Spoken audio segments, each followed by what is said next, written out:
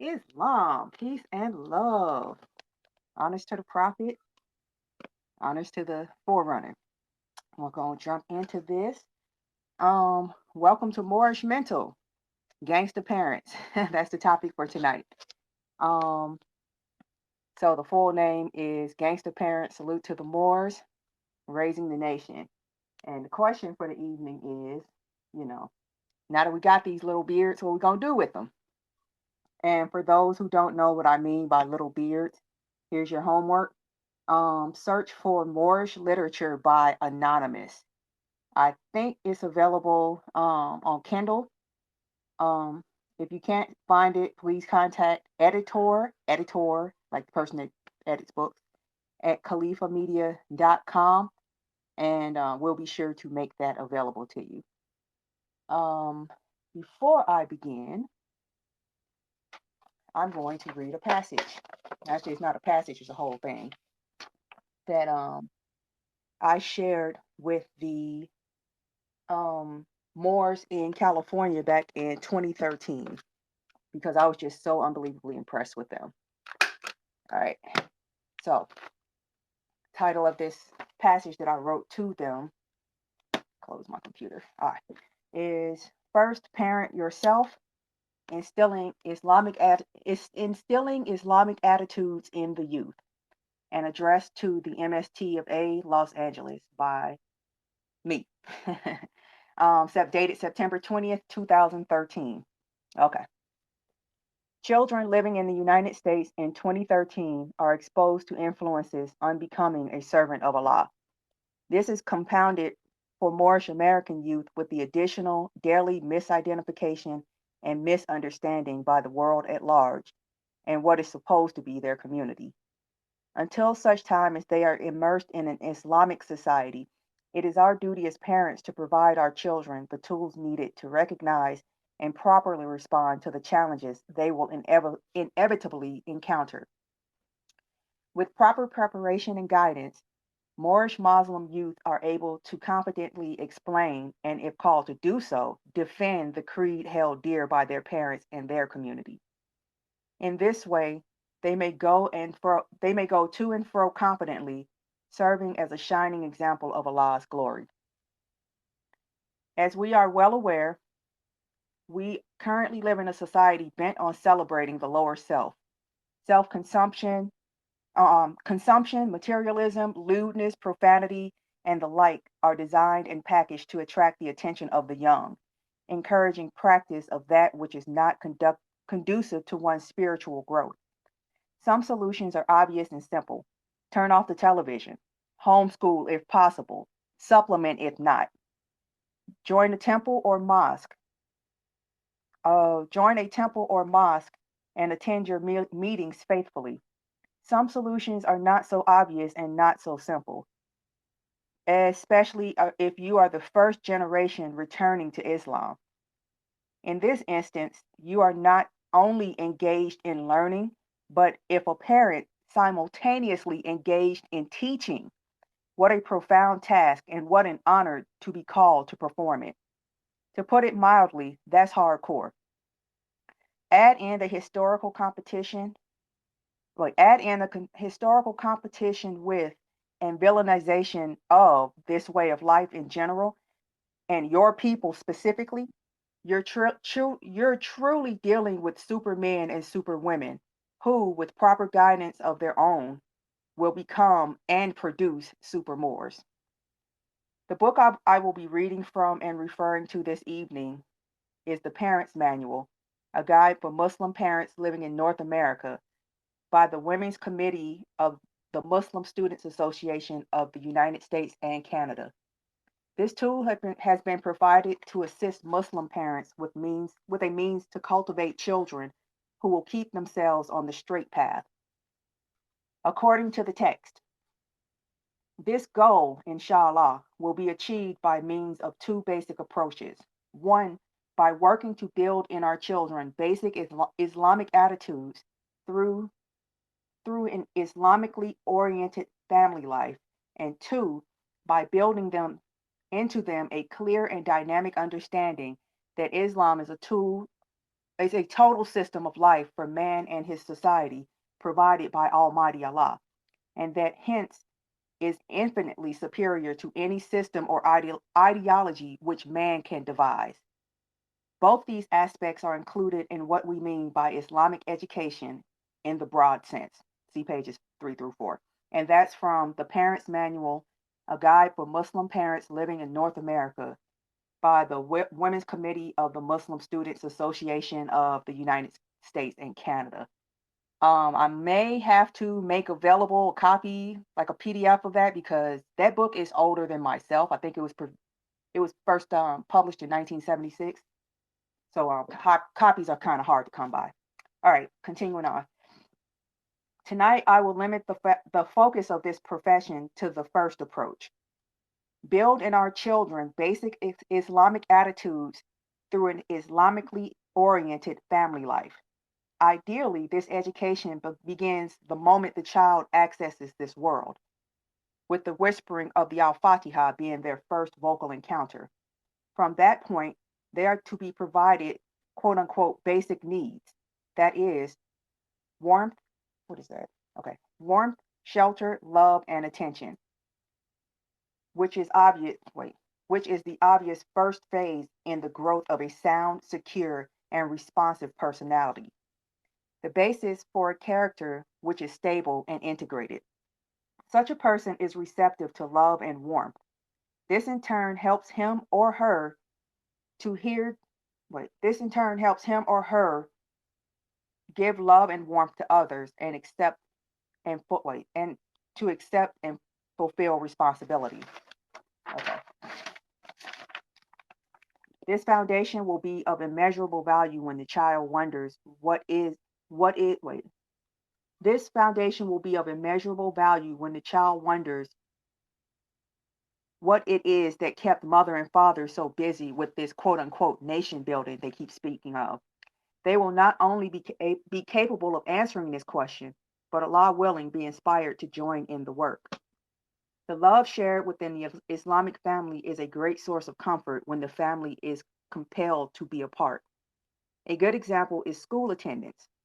If the family has instilled in the child a knowledge that Allah governs first, and where is the closest place to meet that creator, a challenge larger than school will be necessary to shake that child from the foundation on which he or she builds his or her character. However, we should not be comforted in this and think it sufficient to address issues that mature with the child. It is not enough to be Moorish and Muslim in the home. In order to convince your child of the seriousness with which you hold their spiritual evolution and physical contentment, Moors must profess their belief in all their doings.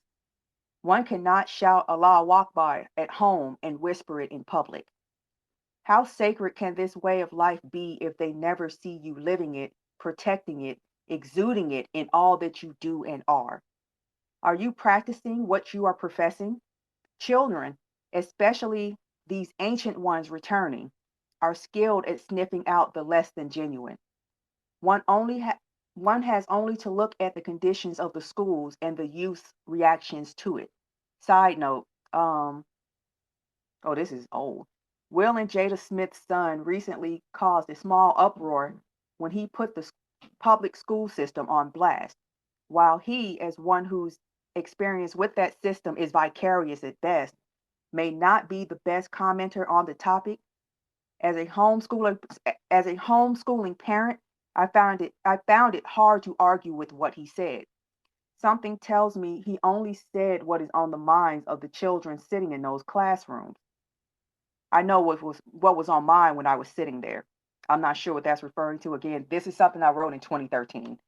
Um, in short, in order to build Islamic principles in one's children, you have to first be that which you are trying to develop in them. What are some goals we can set to ensure our children understand why it is we choose the straight and today very narrow path of salvation over the tempting but eventually harmful path taken by society at large? The Parent's Manual lists 11 goals we can set. I only list them as they are detailed in the I only list them as they are detailed in the book, which is available here at the temple. And they are somewhat self-explanatory. Number one, maintaining an Islamic atmosphere. Number two, letting the child know the Islamic standards, Allah's standards, are the only acceptable standards for judging anything. Number three, setting an example of a sound Muslim life at home and home atmosphere in which the parents live together as much as possible in scrupulous uprightness, show respect and consideration for one another, and counsel together in an Islamic spirit on all major decisions. Number four, setting an example of faith, discipline, and maturity in all aspects of life. Number five, keep communication open with the child on every matter with which he or she is concerned. Number six, standing between the child and the pressures of society with clear, definitive directness, which are backed by the authority of Allah's law. Number seven, regulating the activities, especially the leisure time activities of the child. All right. Number eight, setting an example of the proper use of wealth which Allah has given us by reasonable spending habits, non indulgence in luxuries, and open handedness in hospitality and charity. Number nine, bringing the child into contact with other Muslims whenever possible. Number 10, engaging in Islamic activities. Number 11, encouraging the child to associate with non-Muslim children in whose homes religious values and high standards of behavior are respected and maintained. What are the results of these initial goals? That will have to be the topic of another discussion, as that is all the time I feel comfortable taking up this evening. Thank you for your time and attention. And that was first, parent yourself, instilling Islamic attitudes in youth, an address to the MST of A in Los Angeles by myself, dated September 20th, 2013. Yeah, so I brought that up because last week, oh, thank you. Okay, we got two messages, so I'm gonna play those real quick. Before I go in. Uh, who is this? Okay, I'll just go play it. Yo, yo, yo, yo, yo, yo, yo, yo, yo. What's good, everybody? We got Zara, we got Breeny up there. They talking that talk. Uh, Moorish mental. You know, the last place I thought I would see anything about being Moorish was here.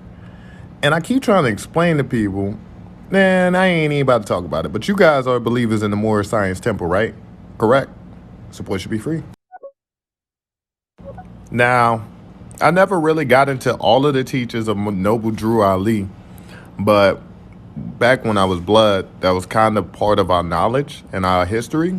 We had to look at the 5 point star, and what it was that he actually had put as the meaning as each point of the star. Support should be free. Islam. And thank you for that contribution. And Islam to Brother Noble Adams Bay for dropping in. Um, well, I think my letter kind of explained that. Yes, I support the temple because that letter I just read was I read it in as an address to the temple in Los Angeles. And I wrote that they were kind of cool. I like how their system was set up. Um, okay, so the first thing I liked about it was you had to meet them outside the temple before you could like just show up at the temple so they could like vet you. It wasn't like no spy stuff, but you know, it's LA. So yeah. So I met them at a bonfire. It was a lot of fun. And then I made my way to the temple. Lots of women, lots of children. And very, very Moorish, as in they were like making their own clothes. And it was a riot of textures and fabrics. It really was. And textures, fabrics, and colors, you know. Um, and the thing that got my attention was the children. There were a lot of children. I believe one sister at the time, she was, oh wait, now that I'm thinking back, because this was a while ago. She had five sons. Um, I think she was expecting another one. And I kept noticing her holding this other sister's baby. He wasn't even a year old yet, right? And I thought, oh, they must just be friends. Turns out that I don't know what their situation was because I really don't get into people's business like that, but they were all family. They were all from one house, as in I guess something went down where the brother, he stepped out on the sister with the five children was married to this brother or is married to this brother. He stepped out on her and got another Moorish sister pregnant, which I'm like, how did that even happen? Whatever. But rather than make it dramatic and drag the state into their business, they dragged this sister into their home. So that's why the sister with the five sons was holding this other baby. Even though I'm like, why are you holding this baby? He's acting like you're his mom, but this other sister is breastfeeding him. Oh, that's what's going on. So yeah, I'm like, yeah, y'all really are trying to exercise the whole Moorish thing, right? And so I wrote that letter to them because it was admirable. All right. Little background on myself that I may have mentioned many, many times. Um, Brittany Najee is Sister Tahita Najiolael. All right. Middle name is Sabrine. That's where Brittany comes from. I grew up in NOI in Chicago. So I was used to seeing what I saw in the temple. I was just not used to seeing it outside of the mosque. All right. And I met them outside of the temple and they were doing this stuff, like wearing curl toe slippers, the leather socks. This was the first time I'd ever heard of or seen leather socks. All right, like the tabi that the Japanese people wear. Um, yeah, they were like full whole hog in, and I wrote them a letter once I had earned I had earned the privilege of going before the whole temple. And the way theirs was set up was you had to stand up in front of the temple and recite the entire Constitution. And okay, it's recite the entire Constitution, recite your nationality card, and all of the 101s. You had to get up there and recite them in front of the entire temple. That's how you earned the right to go behind the podium and just speak. You don't even get a position from this. You just get to speak. And I'm like, wow, that sounds like a lot. Until I realized, oh, this 13-year-old is up there speaking. Oh, there's a 12-year-old up there speaking. All right. They did not make concessions for the children, right? And so I'm like, no, I can't let no 13 and 12-year-old beat me out. Not like it was a competition, but I got a lot of Aries in my chart, so competition. So yeah. And I just got up there. That letter was like, I I can roll with this. I can definitely get down with this and what y'all need me to do. So I can help y'all expand this because we need this all over the nation, right? Because their main focus was those children, right? Like always constantly planning out events to make sure and making sure that yes, we can bring children, right? Not because we can't find babysitters, it's because we want our children to be exposed to this stuff. And the thing I left out of that letter was what an impact that has. Having your children, you can't just talk about it. You've got to be about it because, we were children and we knew what it was like for somebody to say something and then do something completely contrary to that, but expect you to be doing that thing that they said. And how it makes you lose a little respect for people, right? And but I was telling them how much they reminded me of my experience in the Nation of Islam in Chicago in the 80s. How they were the Muslims got up in the Nation of Islam Muslims got up in arms because they found out that McDonald's French fries had pork in them. They were cooking them in lard, right? And so they contacted McDonald's. The headquarters is in Downers Grove. It's not even that far from Chicago. So they contacted McDonald's and was like, can we get one McDonald's in the entire city of Chicago? You know, which will, if you do this, it'll be the one McDonald's in the entire nation doing this. Can we just get one McDonald's where we can go get some we can go in there and know that there's no pork up in it, no lard. We ain't asking y'all to get rid of the I don't even this was in the 80s, so I don't even think they had those breakfast sandwiches yet. But I think at this point that was like the only pork in McDonald's was the lard they were cooking with, right? And they were like they just like we demanded. We're not even asking you for it. This is how I remember it, right? We just demanded. And I remember being dragged to all these meetings, dragged to all these marches, not one singular march, numerous marches. Because I heard somebody say recently, old Italian guy, he said, you can't be I know he was alluding to what black folks usually do. You can't go out there and march and picket one day, right? You have to keep going back. You got to keep going back because why should they care? If you just go out there and make a lot of noise one time, you just jacking off in public. I'm like, oh, all right, and he's right. It's people might look because it's a show, but after that, so what? They can't take you seriously because you're not taking it seriously.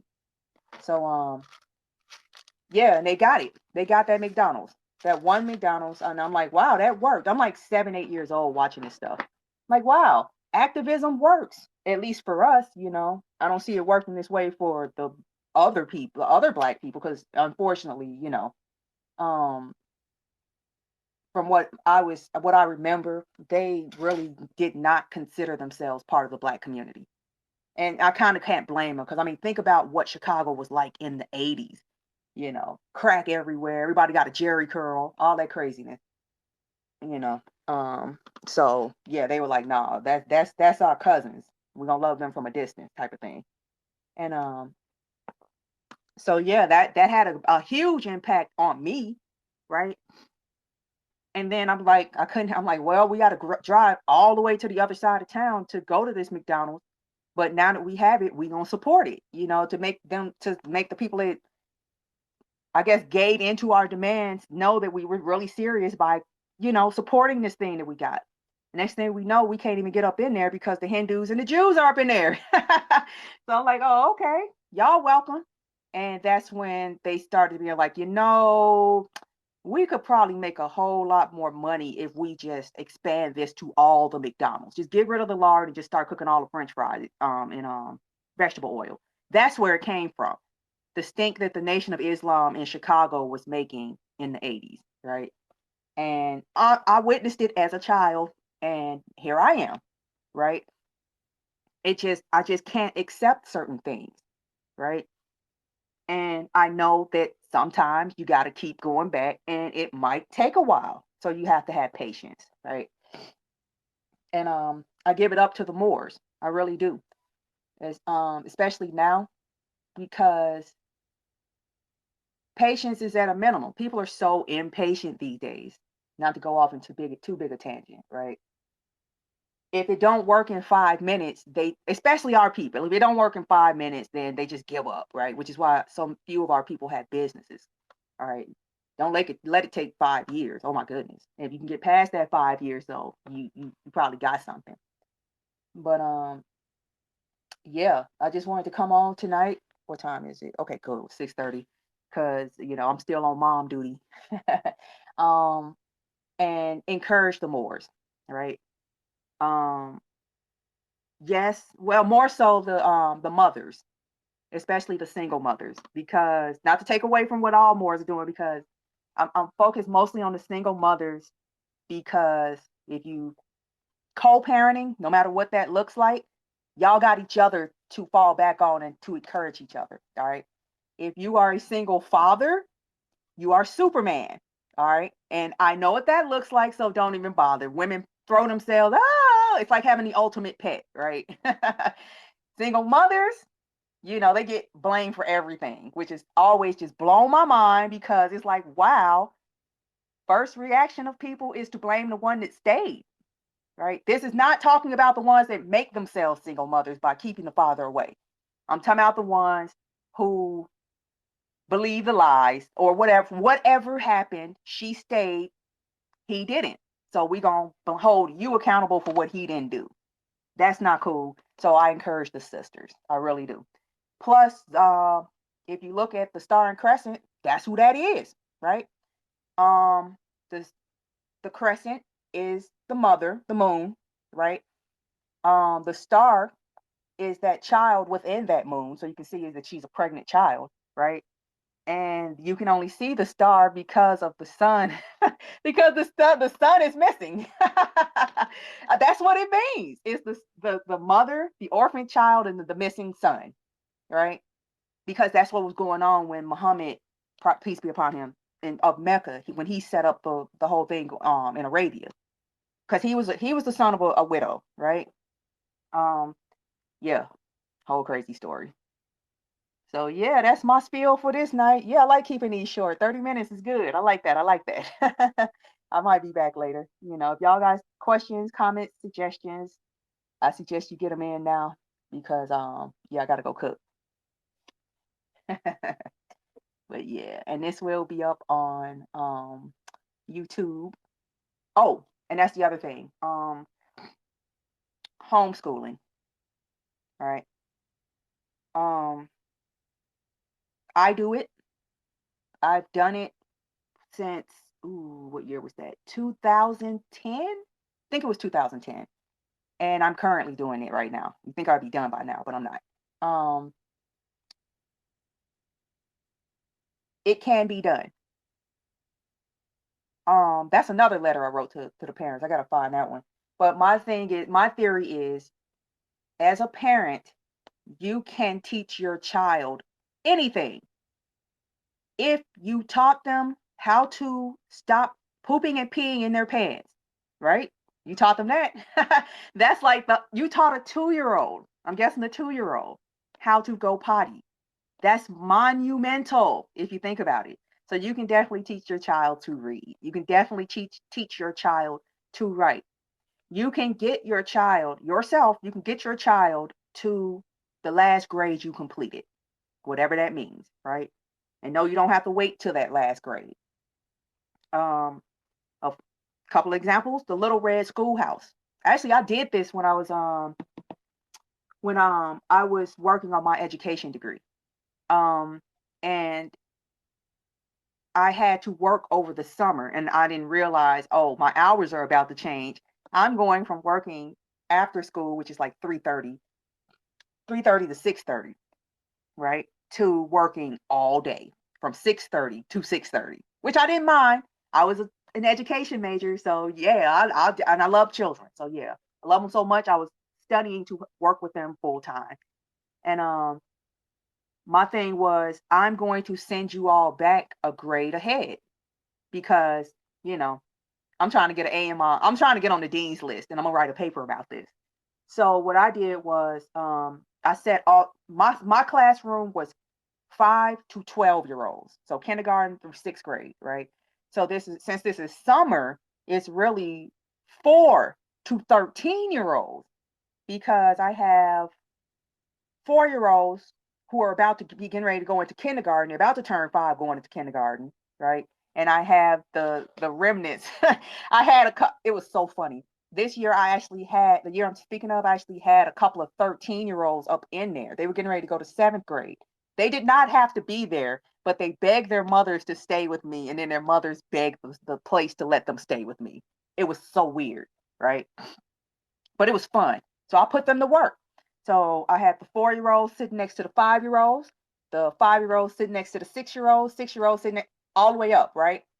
The only ones I had to teach were the 13-year-olds because I would give people their lessons, tell them what they had to do. And then if they had any question, they turned to the child sitting next to them that there was a year or a grade ahead of them. And they would ask that child. If that child didn't know, they would do the same thing. And the last person to get asked a question would be me. So that would, if I got asked a question at all, because they were helping each other, and they loved withdrawing that sound out of each other.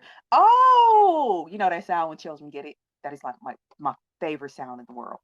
So that's why I say, oh, that's how Little Red Schoolhouses were set up, and that is also why I say you can teach your child up to the last grade you completed.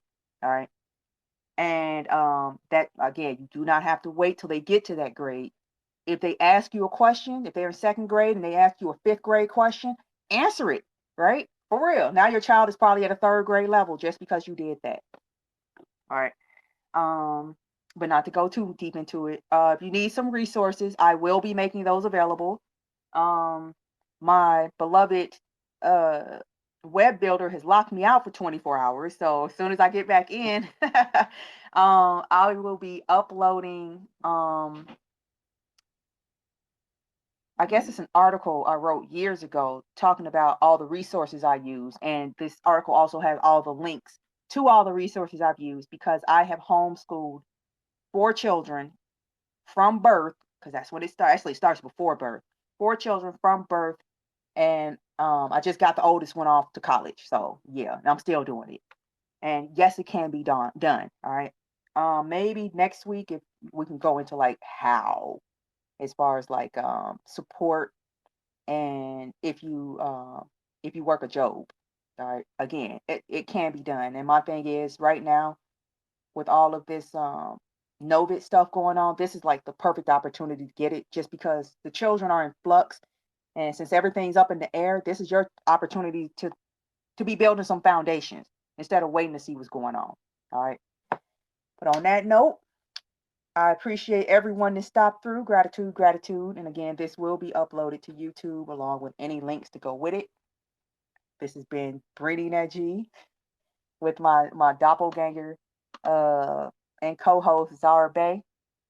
Thank you all, and peace. Islam.